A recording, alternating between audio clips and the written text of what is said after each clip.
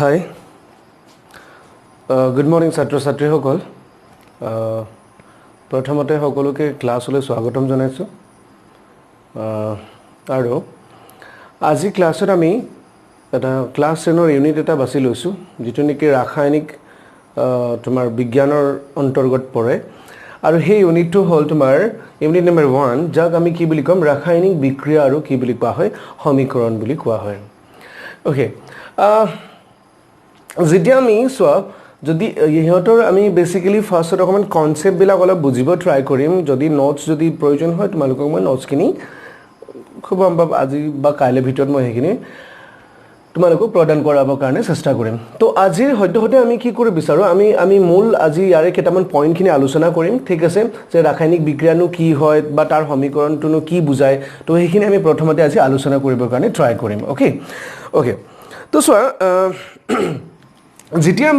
আমি ৰাসায়নিক কি বুলি কম বিক্ৰিয়া বুলি কম এই কি বুজায় জানানে ৰাসায়নিক বিক্ৰিয়াটো কি হয় তোমাৰ যৌগ এটা তোমাৰ লগত যদি যৌগ আছে আৰু তুমি যদি কোৱা এই যৌগটোৱে ৰাসায়নিক বিক্ৰিয়া কৰিছে তাৰ মানে কি বুজায় জানানে সেই যৌগটোৰ কি বুজায় তোমাৰ ৰাসায়নিক ধৰ্ম বুজায় ঠিক আছে ৰাসায়নিক বিক্ৰিয়াবোৰ কি হয় আসলতে কিছুমান যৌগৰ কি হয় তোমাৰ ৰাসায়নিক ধৰ্ম হয় অৰ্থাৎ মই কি বুলি কৈছো সে যদি মই কওঁ a + b ইহঁতে কি কৰিছে ৰাসায়নিক বিক্ৰিয়াত লিপ্ত কৰিছে তাৰ মানে এই a যৌগ আৰু এই b যৌগটোৱে কি বুজায় তাহাঁতৰ কি বুজায় ৰাসায়নিক ধৰ্ম বুজায় মানে ৰাসায়নিক বিক্ৰিয়া যোনটো কৰিছে হেতু তাহাঁতৰ কি বুজায় তোমাৰ ৰাসায়নিক ধৰ্ম বুজায় ওকে এতিয়া সো আমি বেসিক্যালি যেটা রাসায়নিক বিক্রিয়া বলি কম তো আমার কি বুঝায় আমি কি বলে কব পারো এই যৌগ এটাই যদি মই কওঁ রাসায়নিক বিক্রিয়াত লিপ্ত হৈ সি দিছে ঠিক আছে এই যৌগটোৱে ৰাসায়নিক বিক্ৰিয়া কৰিছে আৰু আমাক কি দিলে সি যৌগ এটা দিলে তো ৰাসায়নিক বিক্ৰিয়াৰ দ্বাৰা কি হয় যৌগ এটা কি হয় আন এটা ৰূপলৈ কি হয় তোমাৰ পৰিৱৰ্তন হয় আৰু সেইটো কি হয় তোমাৰ ৰাসায়নিকভাৱে তাৰ মানে এই যোনটো এ যৌগ আছিল এতিয়া ইয়াতে আমাৰ হেতু কি হ'ব ৰাসায়নিক বিক্ৰিয়াত লিপ্ত হৈ আমাক সি যৌগ দিব আৰু ঘটনাটো কি হৈছে ইয়াত এ যিখিনি ধৰ্ম আছিল ইয়া সি লগত কি হয় সম্পূৰ্ণৰূপে কি হয় পৃথক হ'ব তো কি বুলি কওঁ আমি যে ৰাসায়নিক বিক্ৰিয়া হ'ল এনে এটা প্ৰক্ৰিয়া যাৰ সহায়ত কি হয় তোমাৰ যৌগ এটাৰ ৰাসায়নিকভাৱে পৰিৱৰ্তন হয় ঠিক আছে ৰাসায়নিকভাৱে পৰিৱৰ্তন হয় য'ত কি হ'ব তোমাৰ নতুন গুণ সম্পন্ন কি হয় কিছুমান বেলেগ এটা যৌগ উৎপন্ন হ'ব তাৰ মানে মই কি বুলি কৈছো যে ইয়াত এ যিখিনি ধৰ্ম আছিল তো সি ধৰ্মৰ লগতটো নিমিলিব হয়নে তো কি হৈছে ইহঁতৰ ধৰ্মখিনিটো বা ইহঁতৰ বৈশিষ্ট্যখিনি কি হৈছে তোমাৰ পৰিৱৰ্তন হৈছে তো আমি সেই বুলি কওঁ যে ৰাসায়নিক বিক্ৰিয়াৰ জৰিয়তে কি হয় এটা যৌগ এটা কি হয় ৰাসায়নিকভাৱে পৰিৱৰ্তন হৈ নতুন গুণ সম্পন্ন কি কৰিব যৌগ এটা আমাক দিব যে মন কৰা তোমাৰ সে বুলি আমি কৈছো বোলে ইয়াত যিখিনি এ আছিল তাত যিখিনি কণাৰ ধৰ্ম আছিল এইটো এনেকুৱা ধৰণৰ আছিল এটা আমি ক'লো যে এই কি হৈছে তোমাৰ ৰাসায়নিক বিক্ৰিয়াত কি হৈছে ভাগ লৈছে তো আমাক কি দিলে বেলেগ এটা যৌগ দিলে তো হয়তো কি হ'ব পাৰে এই যিখিনি কণা আছিল ইয়াত সেই কণাখিনি একে নাথাকিবও পাৰে তো সাপোজ মই ক'লো যে এনেকুৱা ক্ৰছ টাইপ অফ কি হ'ল তোমাৰ কণা কিছুমানৰ কি হ'ল উৎপন্ন হ'ল তো কি হ'ল পৰিৱৰ্তন হ'ল নে নাই ৰাসায়নিকভাৱে পৰিৱৰ্তন হ'ল ৰাইট আৰু সদায় মন কৰিবা যেতিয়া আমি কি বুলি ক'ম যৌগ এটা ৰাসায়নিকভাৱে পৰিৱৰ্তন হোৱা বুলি ক'ম ষ্টুডেণ্টছ তো তাৰ যিখিনি ধৰ্ম থাকিব হি কি হ'ব অন্তৰ্ভাগৰ পৰাই মানে কি হ'ব তোমাৰ পৰিৱৰ্তন হ'ব ভিতৰৰ পৰাই কি হ'ব তোমাৰ তাৰ সম্পূৰ্ণ ধৰ্মখিনি কি হৈ যাব তোমাৰ পৰিৱৰ্তন হ'বলৈ আৰম্ভ কৰিব সো এইটো হ'ল আমাৰ এটা বেসিক পইণ্ট আমাৰ ৰাসায়নিক বিক্ৰিয়া বুলি ক'লে ওকে সো ৰাসায়নিক বিক্ৰিয়াৰ জৰিয়তে আমি কি ক'ব পাৰো কিছুমান যৌগবিলাকক আমি একেলগে কৰি পেলাই বেলেগ এটা পদাৰ্থ পাব পাৰো বা এটা পদাৰ্থ এটা আমি বেলেগ এটা ৰূপত কি কৰিব পাৰো পৰিৱৰ্তন কৰিব পাৰো যাৰ সহায়ত আমি কি পাম এটা যৌগৰ পৰা আন এটা যৌগ পাম যাৰ কি হ'ব বৈশিষ্ট্য বা যাৰ গুণাগুণটো কি হ'ব সম্পূৰ্ণৰূপে কি হ'ব তোমাৰ বেলেগ হ'ব ঠিক আছে তো আশা কৰোঁ তোমালোকে এইখিনি পইণ্ট বুজি পাইছা ইয়াতে তো সেইটোৱে নেক্সট যদি আমি কি বুলি ক'ম যে ৰাসায়নিক সমীকৰণটো কি তেতিয়াহ'লে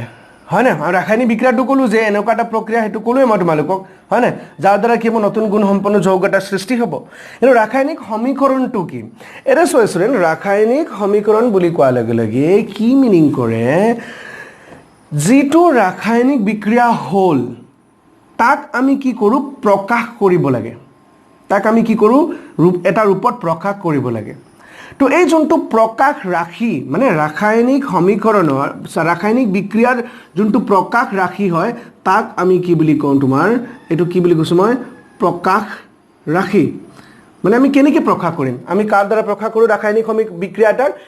বিক্ৰিয়াটাক আমি কি কৰো ৰাসায়নিক সমীকৰণৰ দ্বাৰা প্ৰকাশ কৰো তেতিয়ালে ৰাসায়নিক সমীকৰণটো কি হয় তো যদি আমি ৰাসায়নিক সমীকৰণৰ ডেফিনেশনটো চোৱা যায় তেতিয়ালে কি বুজায় জানানে ৰাসায়নিক সমীকৰণ একো নহয় ই কি হয় ই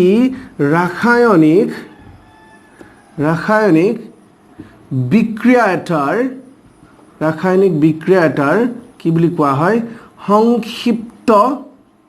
সংক্ষিপ্ত প্ৰকাশ বুলি কোৱা হয় মানে আমি কি কৰোছো ইয়াতে ৰাসায়নিক সমীকৰণ যেতিয়া আমি প্ৰকাশ কৰিব লগা হয় আমি কি কৰো বস্তুবিলাক সদায় সমু কৰি লিখিবৰ কাৰণে ট্ৰাই কৰো ওকে আমি কি কৰো সদায় হতৰ মানে সমুকে লিখিব ট্ৰাই কৰো সাপোজ মই যদি কওঁ বলে তোমাক সে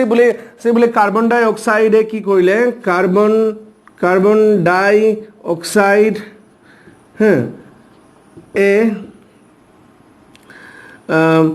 HCl মানে হাইড্ৰোজেন ক্লোৰাইডৰ হৈতে বিক্ৰিয়া কৰিছে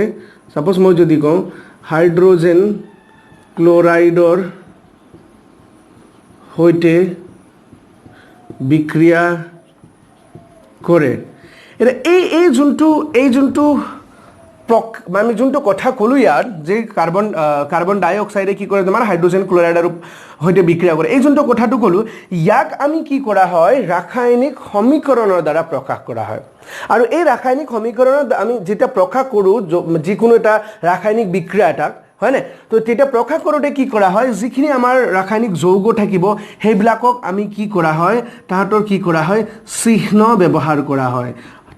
গম পাইছানে তাহাতৰ কি কৰা তোমাৰ চিহ্ন ব্যৱহাৰ কৰা হয় বা তোমাৰ কি কৰা হয় যৌগ কিছুমানৰ তোমাৰ ৰাসায়নিক সংকেত ব্যৱহাৰ কৰা হয় কি কৰা হয় ৰাসায়নিক সংকেত বা চিহ্ন ব্যৱহাৰ কৰা হয় তো আমি কি কৰো সোৱা সদায় ৰাসায়নিক বিক্ৰিয়া এটাক আমি সমীকৰণৰ ওপৰত লিখিব লাগে যত আমি কি কব পাৰো সহজভাৱে আমি কি কৰিব পৰা যায় ৰাসায়নিক বিক্ৰিয়া এটাক উপস্থাপন কৰিব পৰা যায় যত মানে বিক্ৰিয়াত ভাগ লোৱা যিবোৰ যৌগ আছে সেই যৌগবিলাকৰ আমি কি কৰো চিহ্ন বা ৰাসায়নিক কি কৰো সংকেত ব্যৱহাৰ কৰো ওকে তো আমি কি বুলি ক'ব পাৰিছো স্টুডেন্টস যে ৰাসায়নিক সমীকৰণ হল এটা ৰাসায়নিক বিক্ৰিয়াৰ কি তোমাৰ সংক্ষিপ্ত প্ৰকাশ ৰাশি তো যত আমি কি কৰো এটা শৰ্ট হ্যান্ড মেথড বুলি কোৱা হয় ইয়াক ওকে shorthand representation of an chemical reaction বুলি কোৱা হয় ইংৰাজীত ওকে সো সাপোজ তো ইয়াতে মই জাস্ট কথা এটা আৰু এটা এড কৰিব বিচাৰিছো তো এইখিনিটো আশা কৰো এইখিনি তোমালোকে বুজি পাইছা ওকে এটা সো গাইজ আমি যেতিয়া ৰাসায়নিক সমীকৰণ এটা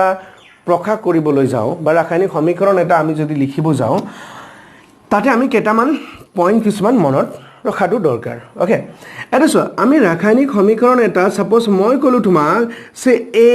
আৰু B যৌগ দুটাই লগ লাগি আমাক C দিছে সোৱা মই কৈছিলো কি মই লিখিলো কি মই কৈছিলো যে A আৰু B দুটা যৌগ লগ লাগি প্লাই আমাক C যৌগ এটা দিছে তাৰ মানে আমি ক'ব বিচাৰিছো যে A আৰু B যৌগটো কি আছে ৰাসায়নিক বিক্ৰিয়া কৰিছে আৰু আমাক C নামৰ নতুন এটা যৌগ দিছে তো এই যে ৰাসায়নিক বিক্ৰিয়া যে তোমাৰ এই দুটা যে আমি বিক্ৰিয়া কৰিছে বুলি কৈছো তো ইহতে কি হয় তোমাৰ ইহতৰ এটা নিৰ্দিষ্ট এটা নাম থাকে আৰু ইহতক আমি কি বুলি কওঁ জানা বিক্ৰিয়ক বুলি কওঁ কি বুলি কওঁ বিক্ৰিয়ক বুলি কম অৰ্থাৎ বিক্ৰিয়কটো কি বুজায় এটা তোমাৰ মানে যিবোৰ যৌগ বা যিবোৰ পদাৰ্থই কি কৰে ৰাসায়নিক বিক্ৰিয়াত ভাগ লয় তো তাহাতক আমি কি বুলি কম তোমাৰ বিক্ৰিয়ক বুলি কম আৰু এই দুটাৰ বিক্ৰিয়াৰ ফলত যেটো নতুনকে যোনটো পদাৰ্থ তৈয়াৰী হ'ব এটো সি টু জ দিয়ান তো তাক কি বুলি কোৱা হয় তোমাৰ বিক্ৰিয়াজাত পদাৰ্থ বুলি কোৱা হয় আশা কৰো বুজি পাইছা এইখিনি কি বুলি কোৱা হয় বিক্ৰিয়াজাত পদাৰ্থ বুলি কোৱা হয় তো আৰু কি হয় জানানে এই যোনটো কাৰ্চিনডাল আমি তোমালোকে যদি ইউনিটটো পঢ়িছা তোমালোকে গম পাইছা আমি কি কৰো কাৰ্চিনৰ হয়াত কি কৰো বিক্ৰিয়াটা মানে পৃথক কৰা হয়নে কাক পৃথক কৰাম বিক্ৰিয়ক আৰু বিক্ৰিয়াজাত পদাৰ্থটো পৃথক কৰা আৰু এই যোনটো কাৰ্চিনডাল দিও আমি কি কৰে জানানে ই বিক্ৰিয়াৰ কি কৰে তোমাৰ দিশ বুজায় কি বুজায় বিক্ৰিয়াৰ দিশ বুজায় তাৰ মানে সেম বিক্ৰিয়াটোকে যদি মই এনেকৈ লিখো সোৱা A + B যদি মই কাৰ্চিনডাল এফালে মুভ কৰি দিও তেতিয়া হলে অলপ আগৰ বিক্ৰিয়াটোত আমি কি বুলি কৈছিলো এইটো দুটা বিক্ৰিয়ক বুলি কৈছিলো আৰু এইটো বিক্ৰিয়াজাত পদাৰ্থ বুলি কৈছিলো ৰাইট তো এই হেখৰ বিক্ৰিয়াটোত কি হ'ব তোমাৰ এই এ আৰু বি হৈ যাব কি তোমাৰ বিক্ৰিয়াজাত পদাৰ্থ আৰু সি হ'ব তোমাৰ কি বিক্ৰিয়ক তাৰমানে কাৰ্চিনডালে কি কৈছে মই বিক্ৰিয়া দিশ নিৰ্দেশ কৰে তাৰমানে এফালৰ পৰা আৰম্ভ হৈ এফালে শেষ হৈছে তাৰমানে য'ৰ পৰা আৰম্ভ হৈ তাতো কি লিখিবা আমাৰ বিক্ৰিয়ক লাগিব ৰাইট তো ইয়াত আমাৰ কি হৈছে সি টো আমাৰ বিক্ৰিয়ক হিচাপে কাম কৰিব আৰু এ আৰু বি টোৱে কি কৰিব আমাৰ বিক্ৰিয়াজাত পদাৰ্থ হিচাপে কাম কৰিব এটা ষ্টুডেণ্ট একেটা বিক্ৰিয়া যদি মই কি কৰোঁ তোমাৰ এনেকুৱা ৰূপত যদি প্ৰকাশ কৰোঁ মানে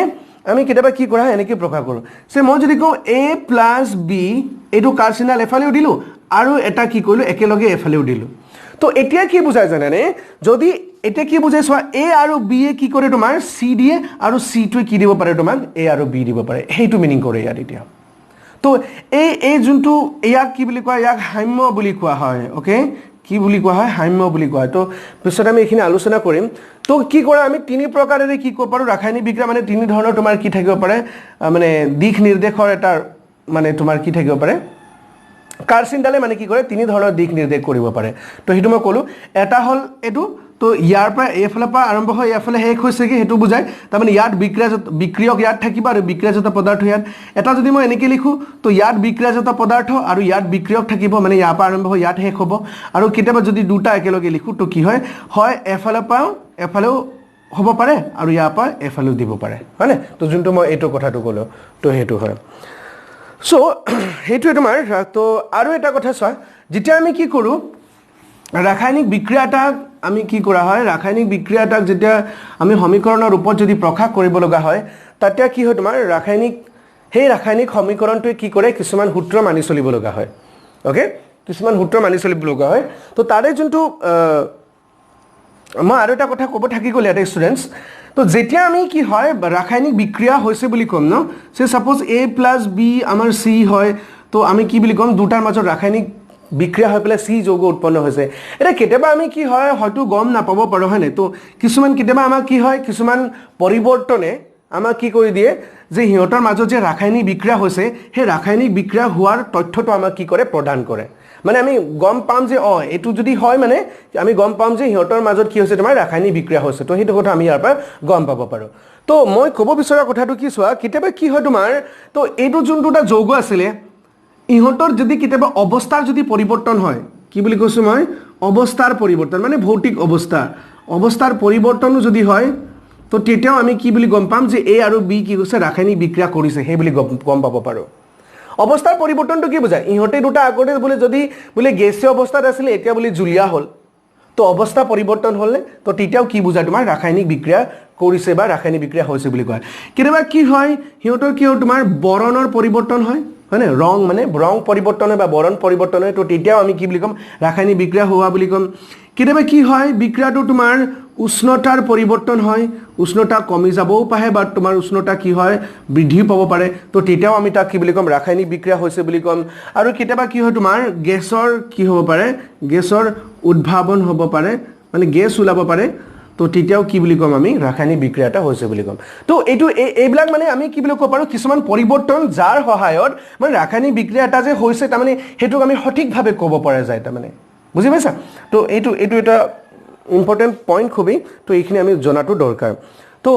মই কি আৰম্ভ কৰিব লৈছিলোঁ যে যেতিয়া আমি ৰাসায়নিক সমীকৰণ এটা বা ৰাসায়নিক বিক্ৰিয়া এটা প্ৰকাশ কৰা বুলি ক'ম তো কি কৰিব লাগে সিহঁতে কেইটামান কি কৰা হয় নিয়ম মানি চলা হয় তো তাৰে আজি মই এটা আলোচনা কৰিব বিচাৰিছোঁ তোমালোকৰ লগত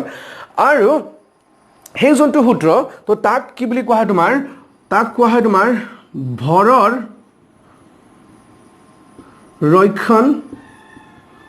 ৰক্ষণশীলতাৰ সূত্ৰ বুলি কোৱা হয় ওকে তো ইংৰাজীত আমি কওঁ law of conservation of mass বুলি কোৱা হয় বা মেটাৰ বুলিও কোৱা হয় হা মানে পদাৰ্থ বুলিও কোৱা হয় এটা চব ভৰৰ ৰক্ষণশীলতাৰ সূত্ৰ বুলি কোৱা হয় হয়তো বহুতেই ভৰৰ ৰক্ষণশীলতাৰ সূত্ৰটো জানা হয়নে যে আমি কি বুলি ক'ম যে ৰাসায়নিক বিক্ৰিয়া এটাত কি হয় ৰাসায়নিক বিক্ৰিয়া এটাত ভৰৰ ধ্বংস বা সৃষ্টি হ'ব নোৱাৰে হয়নে তো ইয়াক কোৱা হয় তোমাৰ ভৰৰ ৰক্ষণশীলতাৰ সূত্ৰ বুলি ওকে তো যেটো ৰাসায়নিক বিক্ৰিয়া থাকে তাত কি কৰা হয় আমি ৰাসায়নিক বিক্ৰিয়াত থকা যিবোৰ ভৰ আছে সেই ভৰবিলাক আমি ধ্বংস কৰিব নোৱাৰো বা নতুনকৈ আমি কি কৰিব নোৱাৰো মানে তোমাৰ সৃষ্টি কৰিব নোৱাৰো তো এইখিনি কথাকে মই কি কৰিছো তোমালোকৰ এটা উদাহৰণৰ সৈতে বুজাব বিচাৰিছো তোমালোকে মই আশা কৰো তোমালোকে হয়তো উদাহৰণটো বুজি পাবা তো বলা এটো আমি ই কৰো অকমান বেলেগ হ'ব পাৰে হয়তো তোমালোকে আগত নাপাবও পাৰা তো চাই ল'ব পাৰা সে ধৰা মই কলো তোমাৰ A plus B যেতিয়া বিক্ৰিয়া কৰিলে আমাক কি দিলে তোমাৰ A B2 দিলে ঠিক আছে নেক্সট বিক্ৰিয়াটোত মই কলো A আৰু B 2B আছিল তো ইহতে যেতিয়া বিক্ৰিয়া কৰিলে মোক দিলে AB ঠিক আছে আৰু যেতিয়া আমি কি কৰিলো A আৰু B বিক্ৰিয়া কৰিলো আমি পালো AB স্টুডেন্টস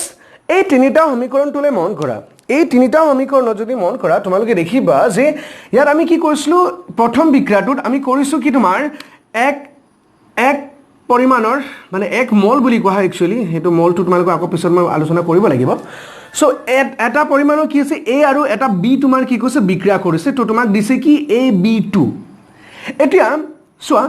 আমিটো B যেটো পৰিমাণ আছিল B কিমান পৰিমাণৰ আছিল এক পৰিমাণৰ আছিল কিন্তু যেতিয়া বিক্ৰিয়াযুক্ত পদাৰ্থ পালো আমি ন B ৰ পৰিমাণটো কিমান হৈ গল 2 হৈ গল তো ঘটনা হৈছে কি ইয়াত কি হৈছে B ৰ নতুনকে কি হৈছে তোমাৰ B যৌগটো নতুনকে কি হৈছে সৃষ্টি হৈছে কি হৈছে নতুনকে সৃষ্টি হৈছে তো যেটো নেকি ৰাখা মানে ভৰৰ ৰক্ষণশীলতাৰ সূত্ৰৰ মতে কি বুলি কৈছে হ'ব নোৱাৰে যদি কথাটো কি চোৱা বুজিব ট্ৰাই কৰা যদি আমি এক পৰিমাণৰ B দিছিলো তেতিয়ালে আমি দুই পৰিমাণৰ B কৰ পৰা পালো যদি আমি দিছুৱে এটা আমাৰ দুটা কৰ পৰা আহিলে ৰাইট তো এটো কেতিয়াও কি হ'ব নোৱাৰে এই বিক্ৰিয়াটোলে মন কৰা A2 মানে A দুটা পৰিমাণৰ দিছিলো আৰু B আৰু হল কি AB মানে কি A যদি তুমি দুটা দিছিলা পালা এটাহে আৰু এটা ইয়াতে কি হৈছে তোমাৰ A যোনটো হৈছে এটো কি হৈছে তোমাৰ ধ্বংস হৈছে তো এটো কি হ'ব নোৱাৰে এটো হ'ব নোৱাৰে ৰাসায়নিক বিক্ৰিয়াত তুমি যদি দুটা দিছিলা এটা কোলে নাইকিয়া হৈ গল তো ইয়াতে কি হৈছে A ৰ ধ্বংস হৈছে তো হেতু হ'ব নোৱাৰে কিন্তু যদি তোমালোকে হেখৰ বিক্ৰিয়াটো যদি মন কৰা তো তেতিয়া হলে কি কৰিব লাগিব হেখৰ বিক্ৰিয়াটো তোমালোকৰ কি বুলি দিয়া আছে A + B তাৰ মানে এটা A আছিল এটা B আছিল আৰু কি হ'ব লাগিব তোমাৰ AB দুটা ওলাই আছে তো তেতিয়া তাক আমি কি বুলি কম ভৰৰ ৰক্ষণশীলতাৰ সূত্ৰ মানি চলিছে বুলি কম বুজি পাইছা ভৰৰ ৰক্ষণশীলতাৰ সূত্ৰ মানি চলিছে বুলি কম তো এতিয়া কি হৈছে তো যদি আমি যদি কওঁ যে A আৰু B যদি বিক্ৰিয়া কৰে এনেকুৱাই ফৰ্মুলাৰ যৌগ উৎপন্ন হ'ব লাগিব বুলি যদি কোনোবাই আমাক যদি কয় তো তেতিয়া আমি কি কৰিম হয় না কাৰণ যেতিয়া কেইবাটাও মানে বিক্ৰিয়াত পদাৰ্থ বিক্ৰিয়ক লগ লাগি যেতিয়া নতুনকে পদাৰ্থ এটা দিব তাত কি হ'ব লাগিব যিগটা পৰমাণু বা মৌল যিগটা লগ লাগি যৌগটো গঠন কৰিব এনেকুৱা ধৰণৰ তাৰ এটা নিৰ্দিষ্ট এটা অনুপাত হ'ব লাগিব অৰ্থাৎ মই যদি কওঁ তোমালোকক যে হাইড্ৰোজেন গেছ আৰু অক্সিজেন গেছ লগ লাগি তোমাৰ কি হৈছে পানীৰ অণু হৈছে এটা পানীৰ অণুটোত কি হয় সোৱা হাইড্ৰোজেন আৰু অক্সিজেনৰ অনুপাত সদায় কি হ'ব তোমাৰ 2:1 হয় তুমি এটাটো জবৰদস্তি কৰিব নোৱাৰা যে স্যাৰ আপুনি এইটো লিখিব লাগিব বুলি ৰাইট আমিটো কৰিব নোৱাৰো কাৰণ কি হয় পানী বুলি কোৱা লগে লগে হিহঁতৰ যোনটো পৰমাণুৰ যোনটো অনুপাত হয়তো 2:1 আমি হেতু কি কৰিব লাগিব ফলো কৰিবই লাগিব ৰাইট সো এইটো এটা ইম্পৰ্টেন্ট কথা এটা তোমালোকে এইটো বস্তুটো কি কৰিব লাগিব মন কৰিব লাগিব এতিয়া তো এই বিক্ৰিয়াটোত কি হৈছে তাৰ মানে অক্সিজেন দুটা দিছিলো পালো আমি এটাহে ৰাইট তাৰ মানে অক্সিজেন এটা ধ্বংস হৈছে তো এই বস্তুটো মানে এই বিক্ৰিয়াটোক আমি কি ক'ব নোৱাৰো এটা নতুন মই কৈছো কি O2 বুলি আমি লিখিবও নোৱাৰো মানে ৰাসায়নিক ফৰ্মুলাটো আমি কি ক'ব নোৱাৰো বা ৰাসায়নিক সংকেতটো আমি কি ক'ব নোৱাৰো পৰিৱৰ্তন কৰিব নোৱাৰো তো হেতু কাৰণে আমি কি কৰিব লাগে সোৱা সদায় মানে হে যোনটো মানে কোনটো কথা কৈছো মই যে ভৰৰ ৰক্ষণশীলতাৰ সূত্ৰ যদি মানি চলিব লগা হয় তো আমি কি কৰিব লাগিব এনেকুৱা ধৰণৰ ৰাসায়নিক সমীকৰণ এটা কি কৰিব লাগিব সমতুল কৰিব লাগিব সমতুল মানে এই বিক্ৰিয়ক সাইডত যিমানখিনি পৰমাণু বা ভৰ আছে সেই ভৰটো কি কৰিব লাগিব এফালেও আমি কি কৰিব লাগিব সমান কৰিব লাগিব মানে দুইফালে কি হ'ব লাগিব সমান হ'ব লাগিব যেনে কি তোমাৰ এই 3 নম্বৰ বিক্ৰিয়াটো সোৱা A এটা আছে B এটা আছে পালো AB তো এই যে দুটা সমীকৰণ আমি এনেকুৱা নহয় যে এই দুটা সমীকৰণ শুদ্ধ নহব এনেকুৱা নহবও পাৰে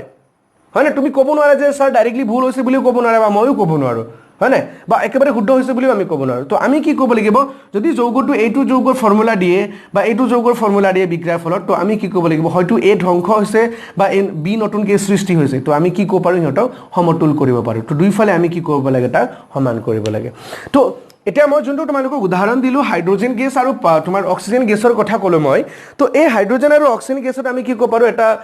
বিক্ৰিয়াটো সমতুল্য হোৱা নাই যদি তোমালোকে মন কৰা H2 + O2 দিছো পাইছো আমি কি তোমাৰ H2O তাৰ মানে অক্সিজেনটো কি আছে ধ্বংস হৈ গৈছে এটা হয় না তাৰ মানে আৰু সমতুল্য কৰোতে সদায় তোমালোকে মন কৰিবা প্ৰথমতে চাবা হাইড্ৰোজেন কেটা আছে এফালে দুটা আছে অক্সিজেন কেটা আছে তোমাৰ এফালে দুটা আছে আৰু হাইড্ৰোজেন কেটা আছে দুটা আছে কিন্তু অক্সিজেন কেটা আছে এটা আছে তো বাওঁফাল আৰু সোঁফালটো তোমালোকে পৃথক কৰি এনেকৈ চাব পাৰা মানে সমান আছে নে নাই তো যদি সমান আছে সমতুল্য তো সমতুল্য কৰাৰ দৰকাৰ নাই তো যদি সমতুল্য নহয় আমি কি কৰিব লাগিব এটা চোৱা মই এতিয়া দুটা আছে ৰাইট মই এতিয়া কি কৰিম ইয়াতে মই কি কৰিম তোমাৰ 2 দিম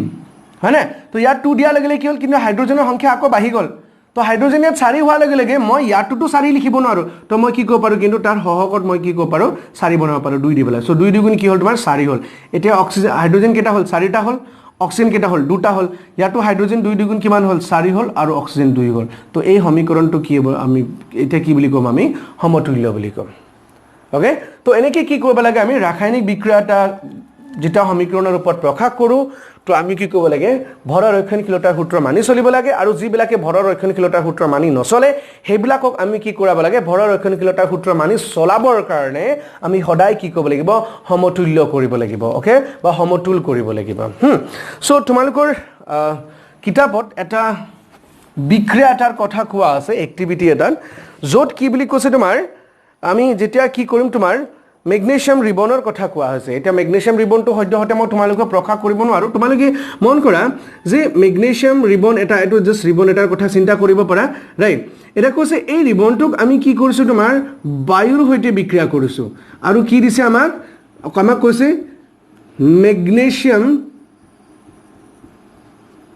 মেগনেছিয়াম অক্সাইড যৌগ দিছে আৰু ইয়াৰ অৱস্থাটো কি বুলি কৈছে মই পাউডাৰ টাইপ হয় ওকে পাউডাৰ টাইপ হয় মই জাস্ট পাউডাৰ বুলি লিখি দিছো আৰু এটা চোৱা তো যেতিয়া আমাক কি বুলি কোৱা আছে মেগনেছিয়াম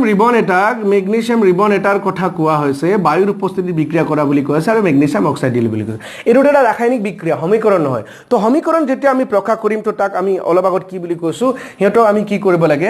চিহ্ন ব্যৱহাৰ কৰো তো মেগনেছিয়াম মানে তো তোমাৰ মেগনেছিয়াম Mg এটো হল আৰু বায়ু বুলি কোৱা লগে লগে আমাৰ সদায় দহন প্ৰক্ৰিয়া তোমাৰ O2 ৰ কথা মনত আহে এটা আমি কৰিব লাগে মেগনেছিয়াম অক্সাইডৰ ফৰ্মুলাটো কি হ'ব পাৰে হয়নে আমি জেনাৰেলি লিখো MgO লিখিম না আমি এনেকৈ লিখিম ফৰ্মুলাটো এটো তো অক্সিজেন এটা দিছিলো দুটা দিছিলো আমি তো এটা পালো তো অক্সিজেন এটা নাইকিয়া হৈ গ'ল কিন্তু বিক্ৰিয়াটো এইটোৱে এটো হ'বই লাগিব মেগনেছিয়াম অক্সাইডৰ ফৰ্মুলা এটো আমি 2 দিব নোৱাৰো তো আমি কি কৰিম বিক্ৰিয়াটো কি কৰিম আমি সমতুল কৰিম আৰু বিক্ৰিয়াটো সমতুল কৰিবৰ কাৰণে তুমি যদি ইয়াত 2 দিয়া তো দুটা অক্সিজেন হৈ গ'ল এফালে 2 দিয়া লগে লগে মেগনেছিয়াম বাঢ়ি গ'ল তো তুমি কি কৰিলা ইয়াতো 2 দিলা কিন্তু তুমি যদি কোৱা যে স্যাৰ মেগনেছিয়াম অক্সাইডৰ ফৰ্মুলাটো এনেকি কিয় হ'ল ইন্টাৰেষ্টিংলি মন কৰা এতিয়া মইতো লাষ্ট পইণ্ট হ'ব আমাৰ এটো সো মেগনেছিয়াম ইলেক্ট্ৰন থাকে তোমাৰ 12টা তো যাক ইলেক্ট্ৰন বিলাকৰ যোনটো বিতৰণ তো এটো থাকে তোমাৰ এনেকে অৰ্থাৎ মেগনেছিয়ামৰ কি হয় বহিৰ্তম খোলত দুটা ইলেক্ট্ৰন থাকে আৰু অক্সিজেন যাৰ মুঠ ইলেক্ট্ৰনৰ সংখ্যা 8 আৰু তাৰ যোনটো ডিস্ট্ৰিবিউশন হল এইটো অৰ্থাৎ অক্সিজেন যোনটো থাকে বহিৰ্তম খোলত তাৰ 6টা ইলেক্ট্ৰন থাকে এটা কি বুলি কোৱা আছে ষ্টুডেন্টস মন কৰিবা কথা এখাৰ যেতিয়া কি হয় ৰাসায়নিক বিক্ৰিয়াৰ মানে আমি